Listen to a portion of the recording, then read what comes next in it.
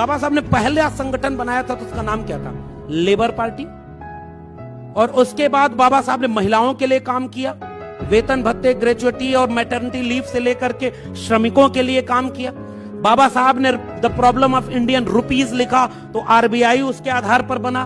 बाबा साहब ने इस मुल्क में जो जल निकासी व्यवस्था से लेकर के जल संकट कैसे दूर होगा, बांध परियोजनाओं तक का खाका खींचा। बाबा साहब ने इस मुल्क में शिक्षा पर खर्चा सबसे ज्यादा किया जाए, बॉम्बे लेजिस्लेटिव असेंबली में भाषण दिया और कहा कि जितना इस मुल्क का पैसा है उसका सबसे ज्यादा हिस्सा शिक्षा पर खर्च होना चाहिए और सरकार की जिम्मेदारी है कि वो सबको अच्छी शिक्षा दे। बाबा साहब को शिक्षाविद के रूप में याद किया गया क्या? बाबा साहब को जेंडर मूवमेंट में कभी याद किया गया क्या? बाबा साहब को इकोनॉमिकल रिफॉर्म करने वाला रिफॉर्मर के रूप में याद किया गया क्या? बाबा साहब ने डेमोक्रेसी ला करके इस मुल्क को संसदीय लोकतंत्र दिया, बाबा साहब को एक पॉलिटिकल फिलोसोफर के रूप में याद किया गया क्या?